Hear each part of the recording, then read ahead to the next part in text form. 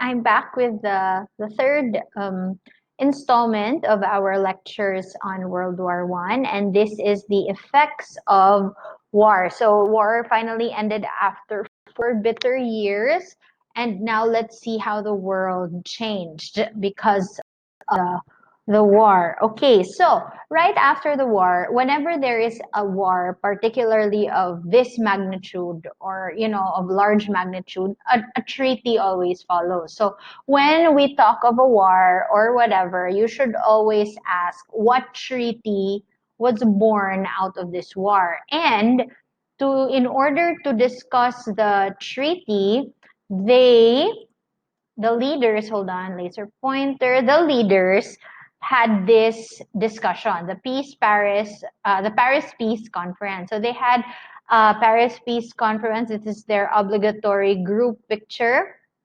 They had to discuss what they were going to do with the war, okay, with the after effects of the war. Now, these were attended by all the countries involved, particularly the four victorious ones. Now, the representative of Britain is David Lloyd George. He's the British Prime Minister.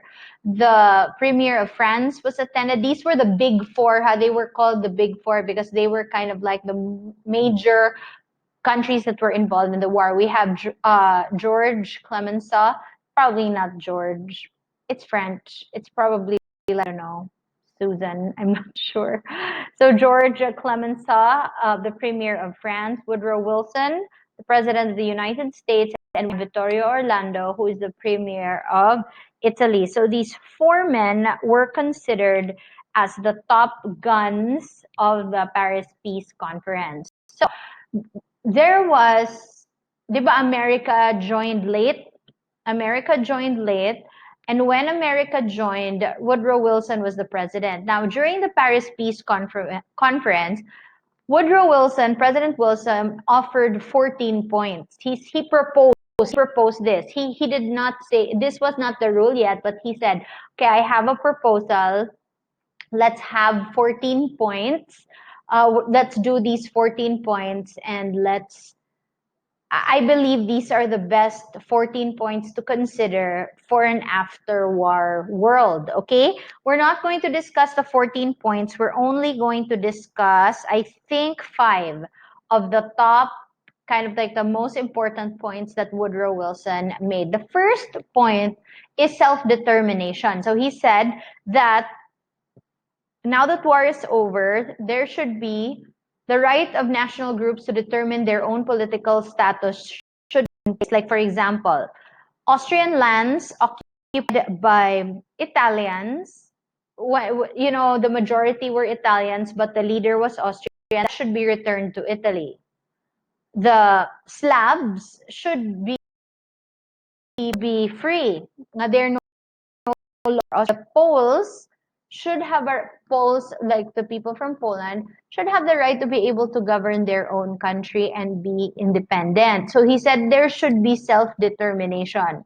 You should define the territory, define the boundaries, and nations should be able to determine their own political status. So that's number one.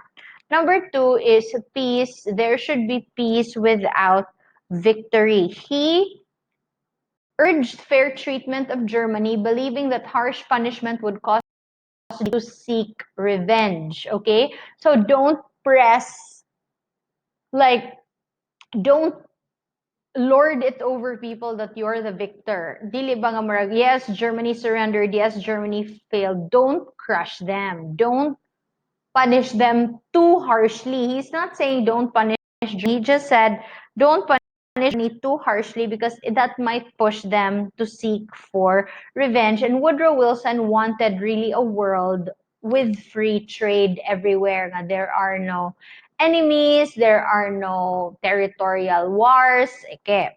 So that is the second. The third is disarmament, meaning militarism had to be eliminated. No more competition with weapons and army sizes and all of that. It should be disarmed. So he believed that no country should be scared of another country, particularly a neighboring country, and no country should negotiate in secret, kind of like how they secretly negotiated in the formation of alliances. So there should be no secret negotiations. All negotiations should be open. Number 4, fair treatment of colonial people, a free, open-minded, and absolutely impartial adjustment of all colonial claims. So he said colonies should be treated fairly. They should not be treated like slaves, okay? And then number 5, the formation of the League of Nations. The League of Nations, this is kind of like the mother of the United Nations. This is so much smaller than the United Nations though, but the League of Nations is the beginning of the beginning. This is like the baby United Nations. The League of Nations is to help both large and small nations settle quarrels and would discourage aggressors from taking up arms. So this is kind of like to settle people down. Like, mura kalma lang mo.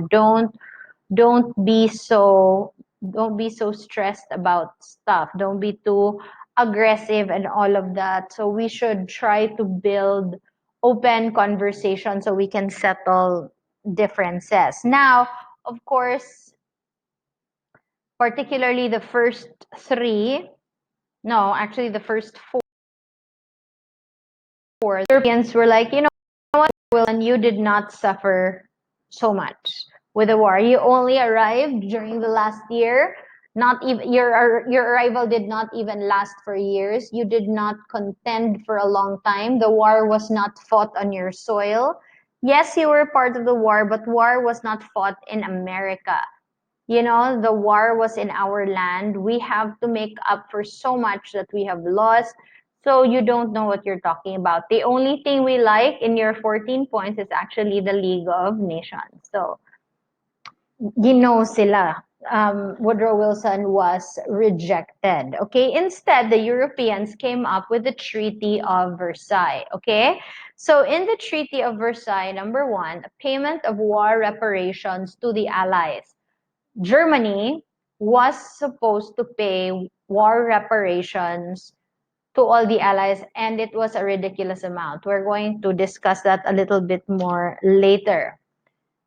The division of German territory. So aside from Germany paying a ridiculous amount of money for war reparations, they had to divide, their territory was divided, kind of like in a sphere of influence kind of way. Number 3, the concession of German colonies as mandates of all German territories outside of Germany, or all German spheres of influence, they had to be given away, okay, to the Allies.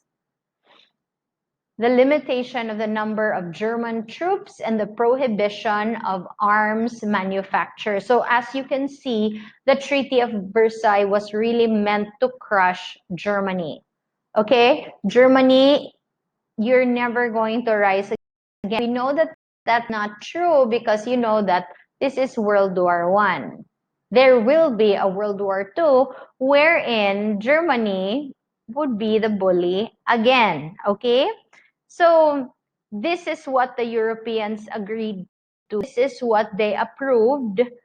This is what they wanted to promote. Now, what happened because of this? Number 1, the Treaty of Versailles was very controversial. The Germans, though this, they were not happy. They were not happy about it. They thought it was too much, particularly because France, this provision here, the division of German territories, got some territory, particularly the mining territories of Germany. So Germany was not happy with that. The death toll was very high also in world. You can look at that chart. Russia lost 1.7 million people. Germany lost 1.72. Oh man, British, grabe how it's really the ones mobilized means the ones that how many were sent to war, killed in action is of course killed in action, total casual injury, and became disabled don't know, but the people who were kanang injured and changed. Look at America. They sent 4,102,000. Their fewest matay, no? Okay, look at the total military deaths from war. That's not even civilian deaths. Total military deaths is 10 million. That is a lot of grabe.